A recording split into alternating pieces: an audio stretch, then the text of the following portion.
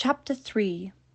How Robin Hood turned butcher and entered the sheriff's service. The butcher he answered jolly Robin, "No matter where I do dwell, for a butcher am I, and to Nottingham am I going, my flesh to sell." The next morning the weather had turned ill, and Robin Hood's band stayed close to their dry and friendly cave. The third day brought a diversion in the shape of a trap by a roving party of the sheriff's men.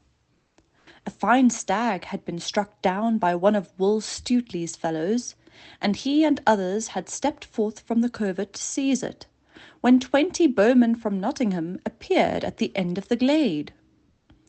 Down dropped Will's men on all fours, barely in time to hear a shower of arrows whistle above their heads. Then, from behind the friendly trees, they sent back such a welcome that the sheriff's men deemed it prudent not to tarry in their steps. 2 of them, in sooth, bore back unpleasant wounds in their shoulders from the encounter. When they returned to town, the sheriff waxed red with rage. "What?" he gasped. "Do my men fear to fight this Robin Hood face to face? Would that I could get him within my reach once.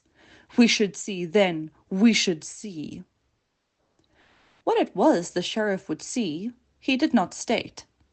But he was to have his wish granted in short space, and you and I will see how he profited by it. The 4th day, and the one following this friendly bout, Little John was missing. One of his men said that he saw him talking with a beggar, but did not know whither they had gone. 2 more days passed. Robin grew uneasy.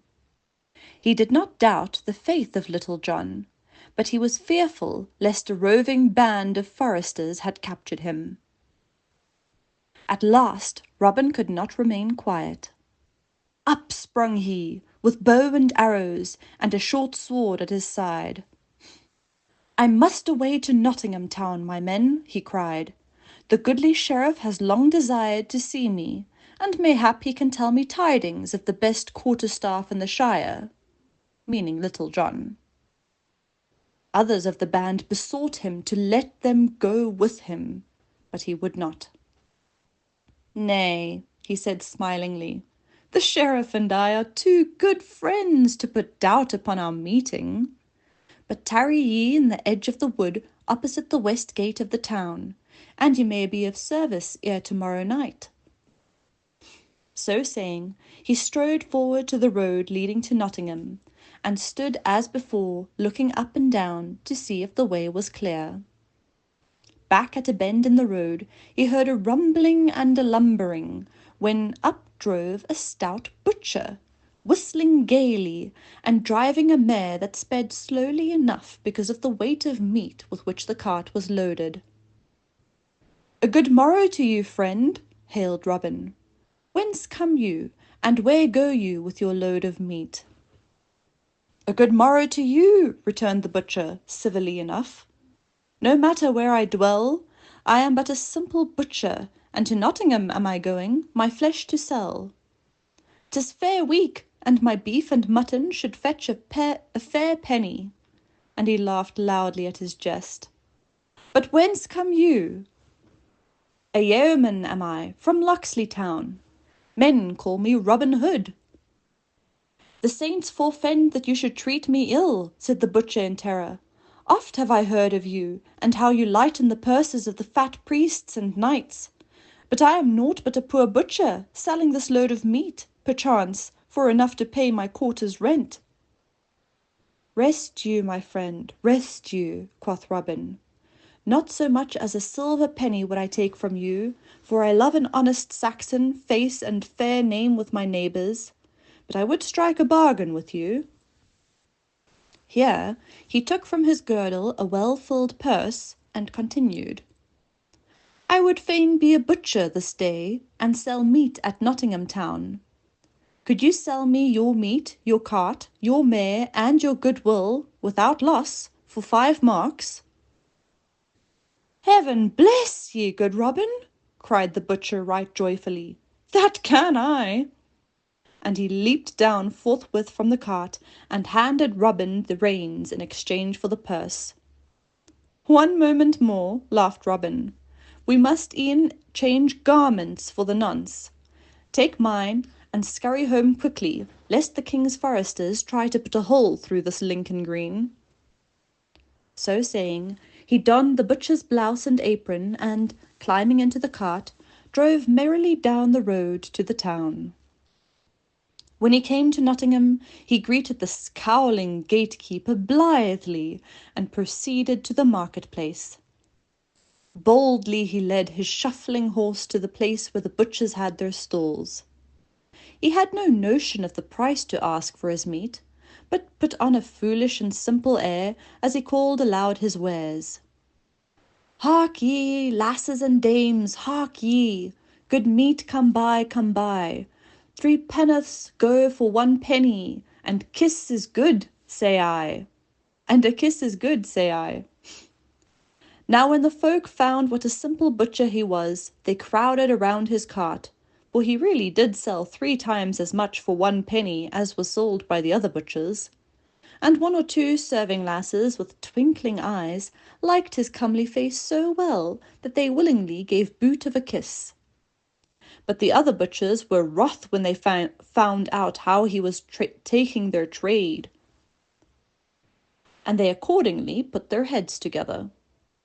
One said, "He is a prodigal, and has sold his father's land, and this is his first venture in trading." Another said, "He is a thief who has murdered a butcher, and stolen his horse and meat." Robin heard these sayings, but only laughed merrily, and sang his song the louder.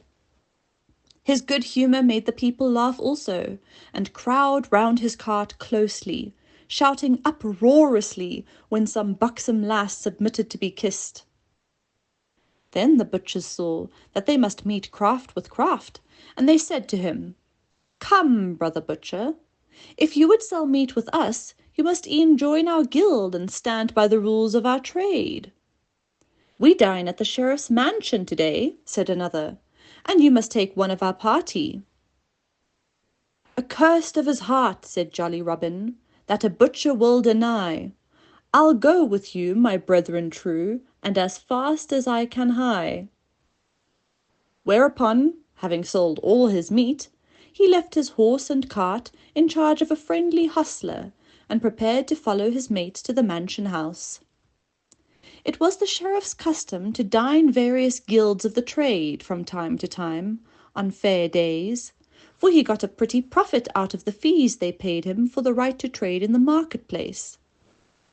The sheriff was already come with great pomp into the banqueting room, when Robin Hood and 3 or 4 butchers entered, and he greeted them all with great condescension, and presently the whole of a large company was seated at a table, groaning beneath the good cheer of the feast.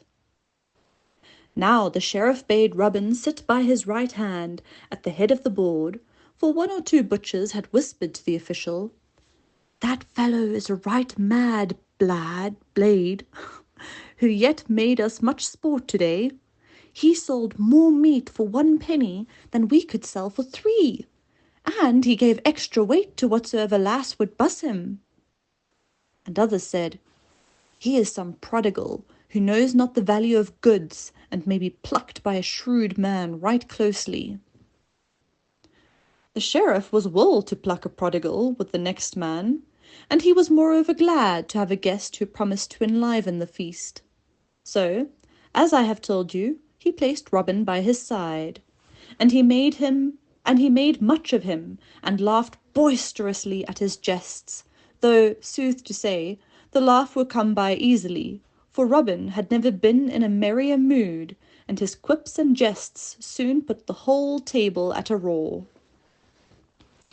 Then my Lord Bishop of Hereford came in, last of all, to say a ponderous grace and take his seat on the other side of the sheriff, the prelate's fat body showing up in goodly contrast to the other's lean bones. After grace was said, and while the servants clattered in with the meat platters, Robin stood up and said, "And amen say I to my Lord Bishop's thanks.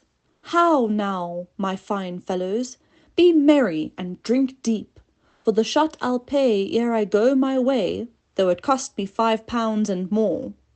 So, my lords and gentlemen all, spare not the wine, but fall to lustily." "Hear, hear!" shouted the butchers. "Now are you a right jolly soul," quoth the sheriff, "but this feast is mine own. Howbeit you must have many a head of horned beasts, and many an acre of broad land, to spend from your purse so freely." "Ay, that I have," returned Robin, his eyes all a twinkle. 500 horned beasts have I and my brothers, and none of them have we been able to sell. That is why I have turned butcher. But I know not the trade, and would gladly sell the whole herd, an I could find a buyer." At this, the sheriff's greed 'gan to rise. Since this fool would be plucked, thought he, why should not he do the plucking? "500 beasts, say you?" he queried sharply. 510 fat beasts by actual count, that I would sell for a just figure. Ay, to him who will pay me in right money, would I sell them for 20 pieces of gold. Is that too much to ask, lording?" Was there ever such an idiot butcher, thought the sheriff, and he so far forgot his dignity as to nudge the bishop in his fat ribs. "Nay, good fellow," quoth he, chuckling, "I'm always ready to help in my shire.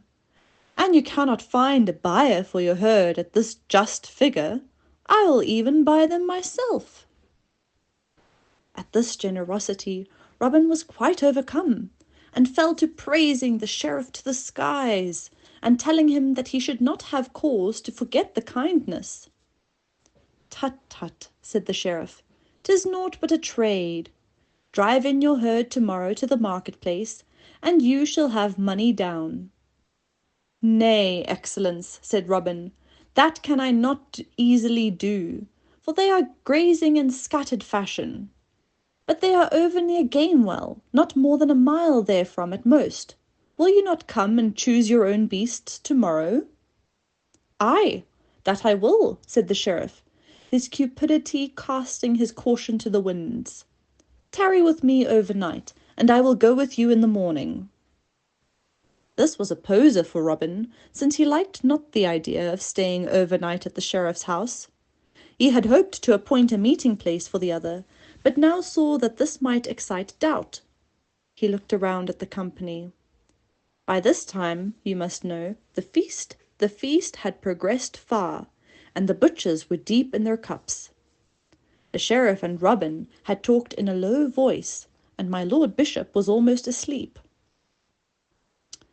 "Agreed," said Robin presently, and the words were no sooner out of his mouth than the door opened, and a serving-man entered bearing a tray of mulled wine. At the sight of the fellow's face, Robin gave an involuntary start of surprise, which was instantly checked. The other also saw him, stood still a moment, and, as if forgetting something, turned about and left the hall. It was Little John. A dozen questions flashed across Robin's mind, and he could find answer for none of them. What was Little John doing in the sheriff's house? Why had he not told the band? Was he true to them? Would he betray them? But these questions of distrust were dismissed from Robin's open mind as soon as they had entered. He knew that Little John was faithful and true. He recovered his spirits, and began again upon a vein of foolish banter, for the amusement of the sheriff and his guests, all being now merry with wine. "A song!" one of them shouted, and the cry was taken up round the table. Robin mounted his chair and trolled forth. "A lass and a butcher of Nottingham agreed twixt them for to wed. Says he, I'll give you the meat, fair dame, and ye will give me the bread." Then they joined in the chorus amid a pounding of cups upon the board. "With a hey and a ho and a hey nonny no, a butcher of Nottingham." While the song was at its height, Little John reappeared, with the other servants, and refilled the cups. He came up to Robin and, as if asking him if he would have more wine, said softly, "Meet me in the pantry to-night." Robin nodded and sang loudly. The day was already far spent, and presently the company broke up with many hiccupy bows to the sheriff and little notice of the drowsy bishop. When the company was dispersed, the sheriff bade a servant show Robin to his room, and promised to see him at breakfast the next day. Robin kept his word, and met Little John that night, and the sheriff next day. But Little John has been doing so much in the meantime that he must be allowed a chapter to himself.